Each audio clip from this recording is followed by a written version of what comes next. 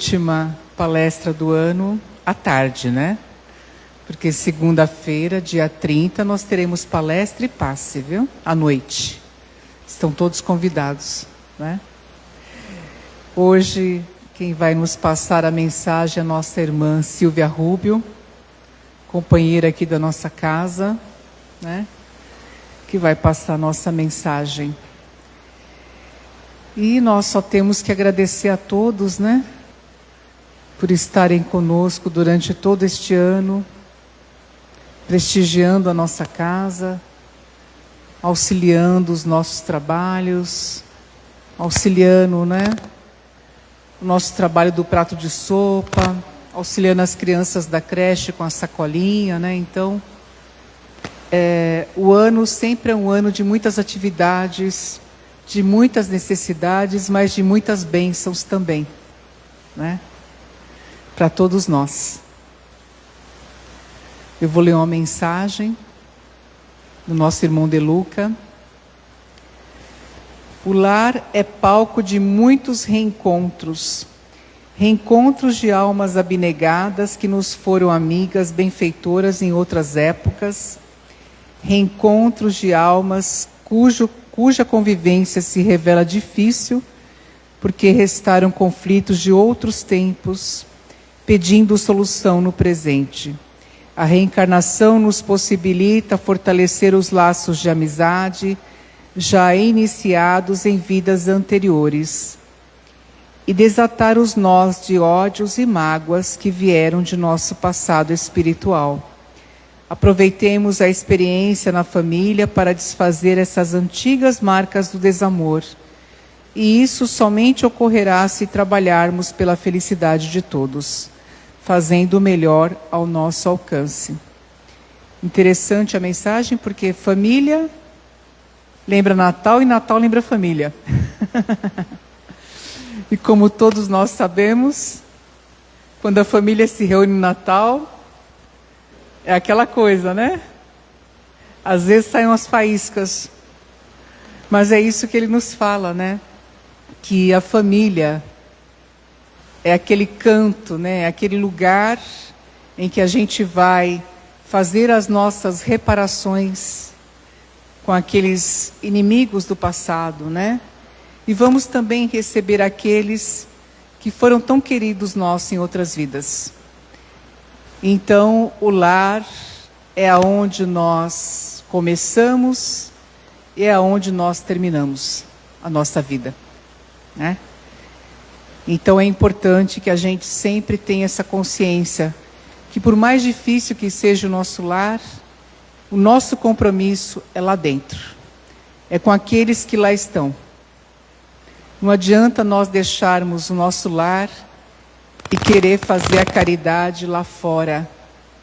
A caridade fora é importante, mas a caridade começa dentro do nosso lar, com os nossos entes queridos.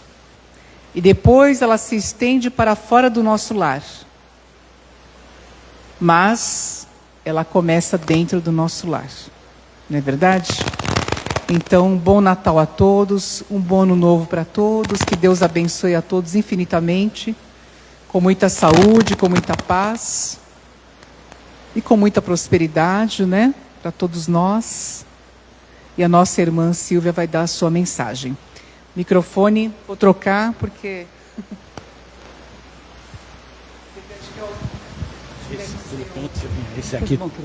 Esse aqui tu procurar falar aqui, ó, para ele não fugir agora. Tá, vou ser mais pertinho. Tá bom. Sim? Muito boa tarde. Tá chegando?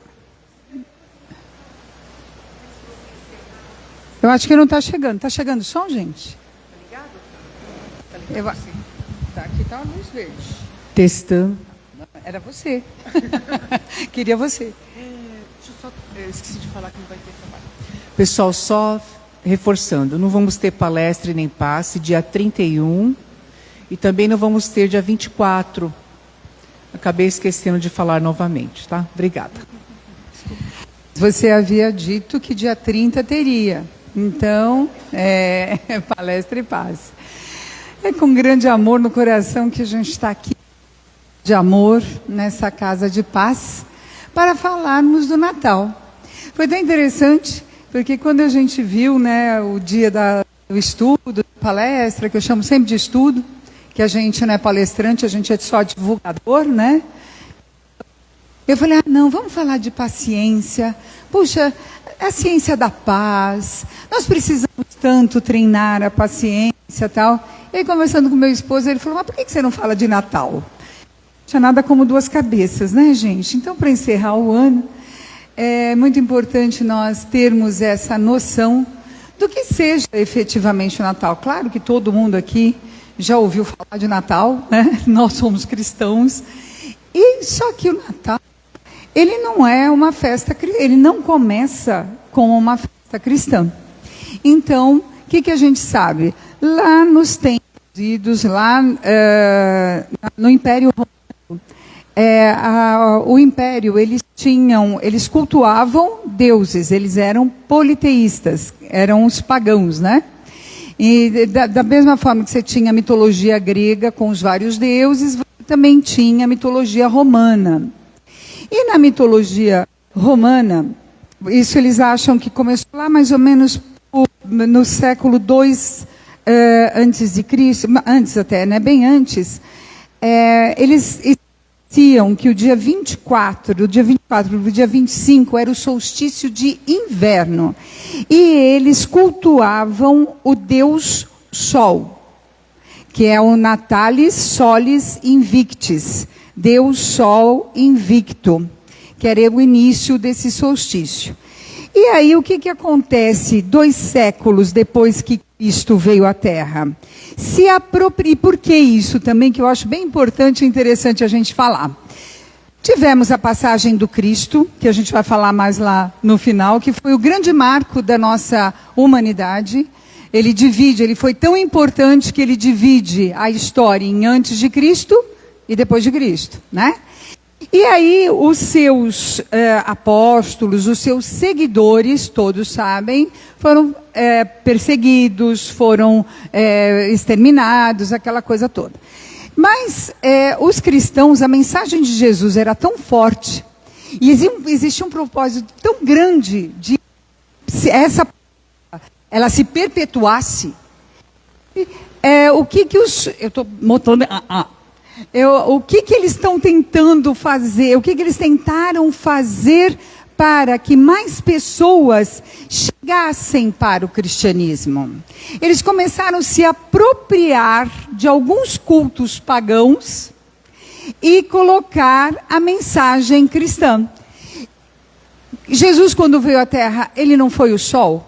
Ele não foi a luz do mundo? Então, nada mais propício do que pegar o culto lá invicto e transformar no Natal, né? Então, o Natal, como conhecemos nos atuais dias, ele tem origem então, nesse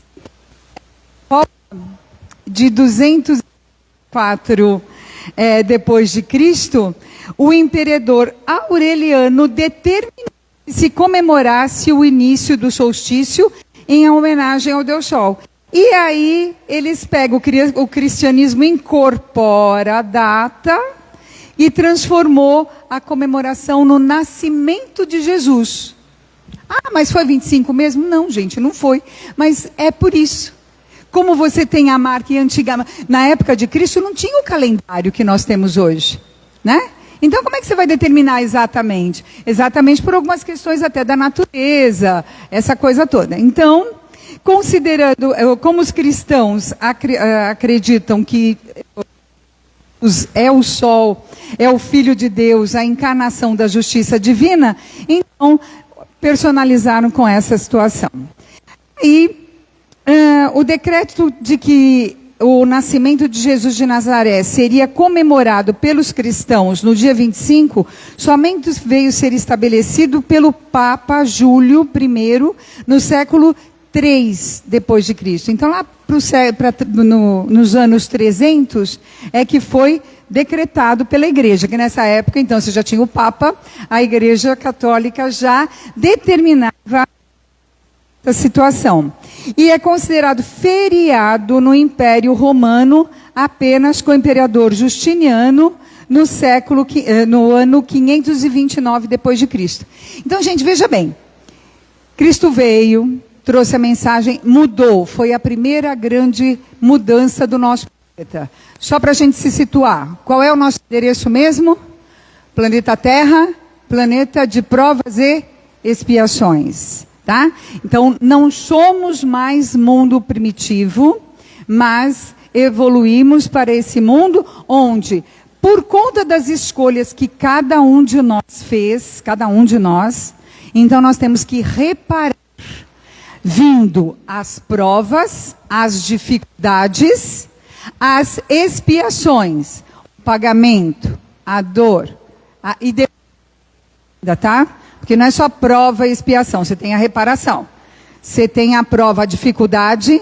Essa dificuldade você vai ter a escolha de como que você vai passar, mas ainda depois você vai ter que reparar aquele problema que você causou, né? Então, a pessoa passou e furtou um objeto, né? A prova, pede desculpa. A expiação, vai ter que cumprir uma pena. E a reparação, tem que devolver o que foi furtado. Tá certo? Então, é essa a lógica. Então, quando Jesus vem, os espíritos crísticos e Jesus, Deus determinou que ali era o momento da Terra passar por uma modificação. Não precisava mais ser olho por olho, dente por dente. Não precisava mais ter guerras. Quer dizer, né? Vamos combinar. Há 2000 anos atrás a gente está tentando isso, né, gente? Mas estamos chegando lá. E aí, 300 anos depois que Cristo morre, o cristianismo é reconhecido e em 520 decretado como religião oficial do Império Romano. E nessa época, política e religião caminhavam juntos. Então, eu estou dizendo tudo isso para a gente contextualizar essa comemoração que a gente faz desse nascimento de Jesus.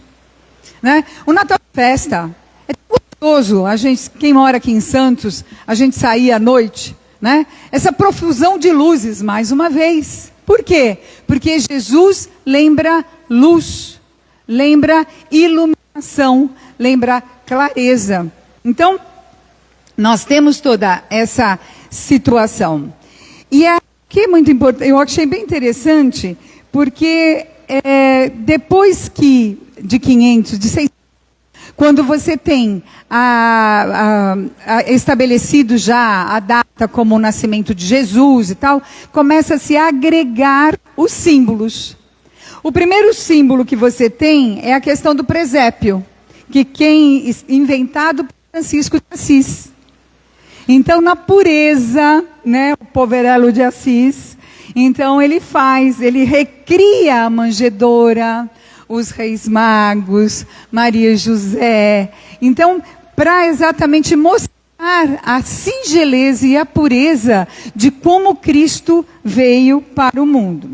A árvore de Natal foi inventada por Martinho Lutero. Martinho Lutero era aquele monge católico que faz a divisão do protestantismo lá na Alemanha. Coloca as tábuas da lei, ele muda. Então, é onde você tem o cristianismo pela primeira vez na história dividido.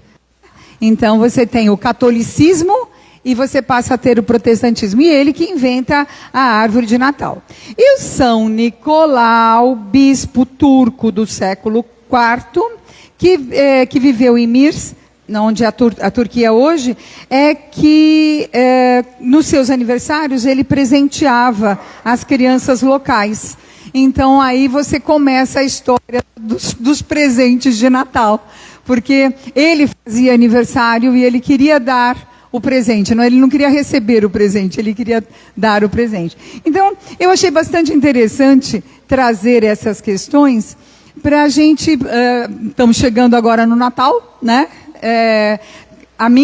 O ano passado eu não coloquei luzes, porque a gente não passou aqui, a gente foi para a casa da minha irmã, E aí, esse ano, na primeira semana de novembro, coloquei luz em tudo. E eu falei que agora eu só desligo no carnaval. Não quero saber. Pronto, vai ficar.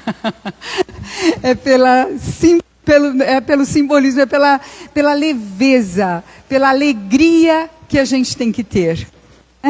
Então, essa questão que é super importante, eu acho que é essa contextualização histórica, porque agora, no finalzinho de 2024, começo de 2025, qual será a nossa postura diante do Natal? A página inicial lida pela Rita, ela nos convoca a questão do lar, não é isso? Né? Estamos todos juntos, tal. E como ela mesma disse, é verdade, todos nós, quando a família inteira se reúne, de vez em quando você tem uma rusguinha aqui, uma questão ali. Por que essa situação?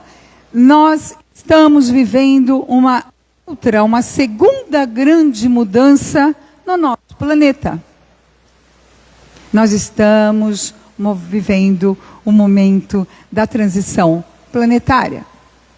Nós estagiamos lá, né, no mundinho de provas e expiações, nós estamos ainda reparando, nós estamos ainda espiando. Porém, nós já estamos com um pé no mundo de regeneração. Nossa, Silvia, isso é verdade isso. Porque, poxa, Cristo veio há 2024 anos atrás aqui na Terra, e aí olha como é que está o mundo. Sim. Porque os espíritos que estão encarnados são espíritos em provas e expiações. Não são espíritos em regeneração. Quando a regeneração vai se dar? Quando nós mudarmos. Quando nós tivermos dentro de nós a alegria, o amor, a paz, a cooperação. Chega de competição. Para que eu tenho que provar que eu sou melhor do que alguém? Não temos que fazer isso. Então, eu achei, e aí eu achei bem interessante a passagem, quando se fala, por que o espiritismo também comemora o Natal? A doutrina, na doutrina, o Natal também é um momento comemorado, mas é um momento de grande reflexão. Pensar isso mesmo. Estamos fazendo essa transição, essa passagem. Nós já fomos tocados pela paz, nós já fomos tocados pela lição de Jesus. Nós já estudamos, nós já falamos bonito. Que momento que a gente vai começar a praticar? Vim aqui falar? Fácil. Né? Como a Rita até brincou que eu cheguei meio em cima do laço aqui na hora do trabalho. Ela falou que eu estava quase pegando o Abel. Porque é assim. Porque nós não estamos aqui falando sozinhos. Nós não estamos aqui aleatoriamente. O que eu vou fazer lá? Vou dar um passeio lá no Ismênia, vou dar um abraço na turma, vou ver. Não! É o momento da gente praticar. E a prática é na hora, é no dia a dia, é na vivência. O Espiritismo é a doutrina cristã fundada por Jesus. O Espiritismo não é de Allan Kardec. Não. Lembra do Cristo, quando ele falava tudo por parábolas, né? E ele falava, vocês ainda prontos. Então ele precisava deixar as coisas meio encobertas, mas esperem, eu mandarei o Consolador prometido. Somos o Consolador prometido. O professor Rivaio, né, o nosso querido Allan Kardec, ele não foi só o codificador. Mais do que isso, ele estabelece um método científico, ele organiza. Gente, naquela época não tinha internet, não tinha WhatsApp. Ele pegava correspondências do mundo inteiro. E aí ele lança primeiro o Livro dos Espíritos, o Livro dos Médiuns, Céu e Inferno, Gênesis. e depois as obras. Claro, primeiro é o que é o Espiritismo, né? Que a gente sempre esquece do fininho lá, né? Então, e aí com essa obra na mão, isso foi em 1857, que tem o lançamento do Livro dos Espíritos, hoje nós estamos em 2024, então não é a primeira encarnação que a gente já é espírita. Nós já fomos.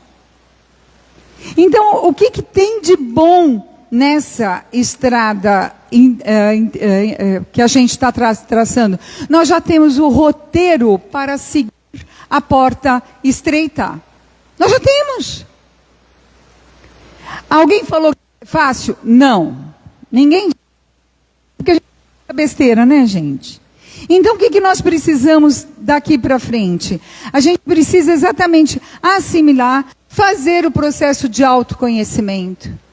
Vai ser, a partir do momento que você passa a enxergar a cada um como irmão verdadeiro, nós não temos diferença, gente.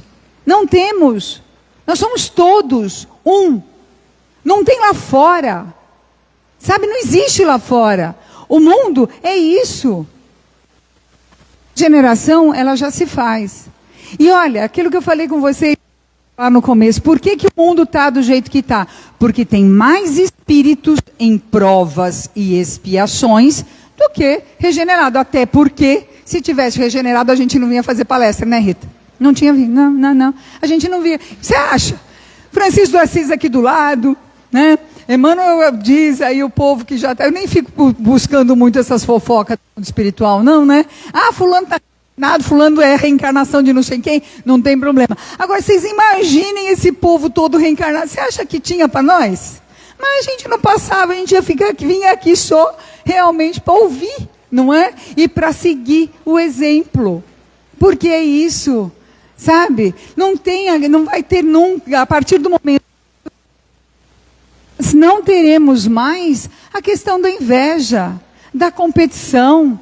Eu tenho que ser melhor. Não, está todo mundo igual. Uma coisa que é bem interessante, que o Emmanuel fala lá no a Caminho da Luz, que Jesus de Nazaré, quando veio ao planeta, foi o marco para a maioridade espiritual da humanidade terrena. Começava a ser definida a maioridade espiritual da humanidade terrena, de vez que Jesus, com sua exemplificação divina, entregaria o código da fraternidade e do amor a todos os corações. É Sérgio, né? Sérgio, traz aquele livro que Jesus deixou escrito. Cadê o livro que Jesus deixou escrito? Alguém aqui, alguém tem o livro que Jesus escreveu? Ele não escreveu uma palavra. Como é que Jesus fazia? Exemplificava. Exemplificava. Gente, 2024, 17 de dezembro de 2024. Estamos aqui conversando, estamos aqui... eu não sei se vocês sentem, mas quando a gente entra aqui, o coração amplia, né? A mente abre, é uma sensação diferente. Jesus reencarnado hoje, onde ele estaria? Ele estaria aqui dando palestra? Ele estaria dirigindo a escola? Ele estaria governando a cidade de Santos, o estado de São Paulo, o mundo, a ONU? Onde estaria Jesus? E isso é uma reflexão para cada um de nós. Onde estaria Jesus? Aqui em Santos nós temos muitos casos de pessoas em situação de rua. E aí quando você passa, você olha, fala, podia ser Jesus, né? Não é? Porque veja, gente, claro que eu estou extremando as questões, mas eu acho que é uma questão muito séria. Sabe? Eu vou lá no Ismênia porque Jesus vai lá hoje vai lá fazer a sessão de cura, vai dar uma palestra. Eu vou lá. Será que ele estaria dentro de alguma igreja? Sabe? Não porque foi o que ele fez. Ele deixou para a gente o código de fraternidade. E o código de fraternidade de Jesus foi exatamente o amor. O amor. O tempo inteiro ele espalhou o amor. O tempo inteiro ele trouxe para a gente a mensagem. Depois o homem vai, deturpa, faz o que a gente conhece todo. E hoje, se a gente não tomar cuidado, o poder corrompe. Uma das provas mais difíceis é a prova do dinheiro e a prova do poder. É mais difícil. Ai, Silvia, mas poxa, a vida, né, eu não preciso ensinar o nosso vigário, né, aqui no Ismênia. O trabalho do prato de sopa é uma bênção. Há 50 anos, 70, porque 80 já tem a casa, né? 87, isso.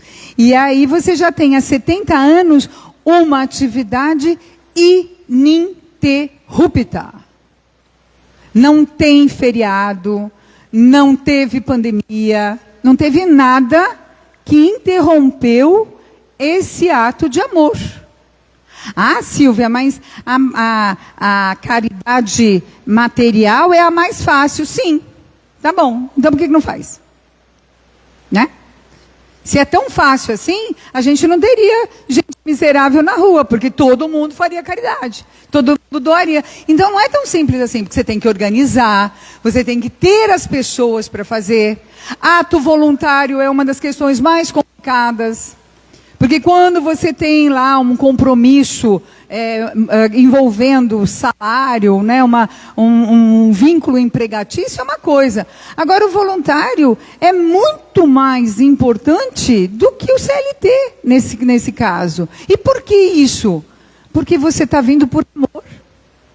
E o amor é quando? É quando você quer? Não, é quando você tem necessidade.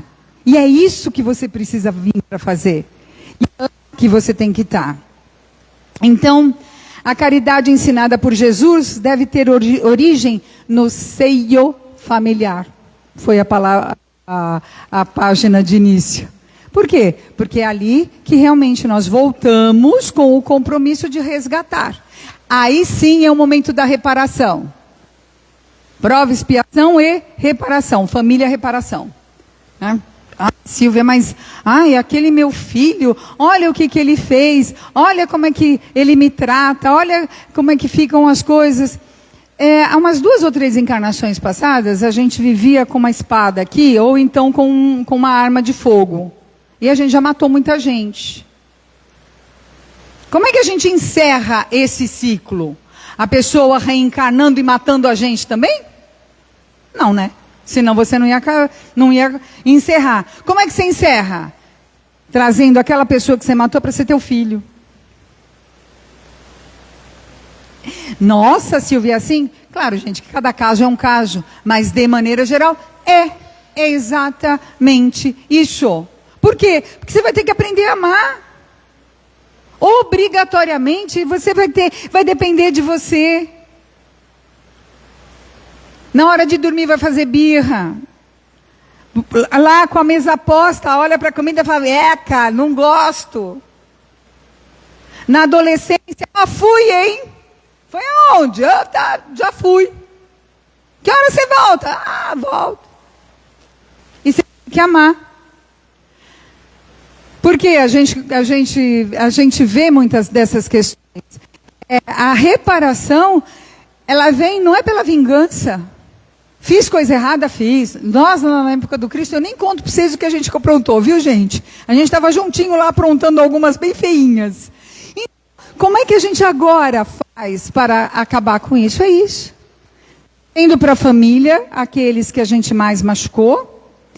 Nas congregações, nos grupos, tudo isso. Essa questão do trabalho voluntário, ele é fundamental.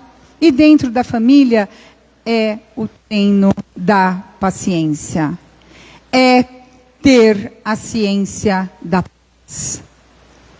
Construir em nós Em nós. Não é a gente perder a nossa identidade. Ah, não, então tá. Então agora, toda hora a gente vai viver rezando. É ótimo. A prece é o melhor caminho. Ela é remédio para tudo.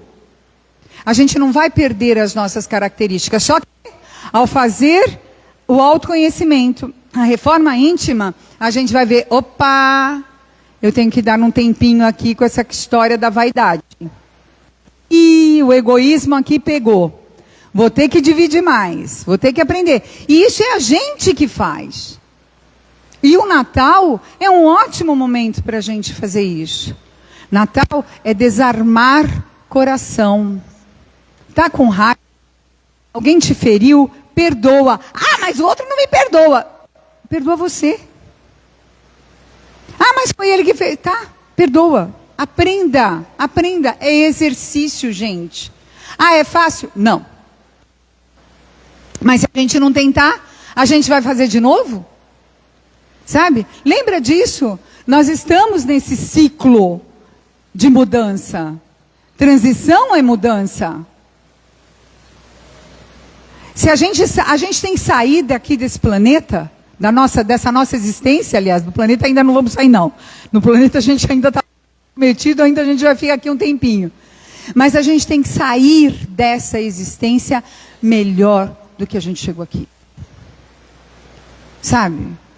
A gente tem que ter uma referência de paz por onde a gente for, de alegria, de amor. Sabe? Se eu fico sozinho lá, mas, poxa, você vai na padaria todo dia? Ótimo, dá bom dia. Procura saber o nome da pessoa, a palavra que a pessoa mais gosta de ouvir é o seu próprio nome. Quando você entra num lugar que você fala, oi, Ritinho, tudo bem com você? Oi, Fernanda, como é que vai? Muda. Ah, mas a pessoa estava lá com a cara fechada. Por que você não deu um sorriso? Sabe? Dá um sorriso, muda. Você tem essa questão de mudar. Nos sinais, né? Às vezes no trânsito, passa a pessoa vendendo, dando alguma coisa.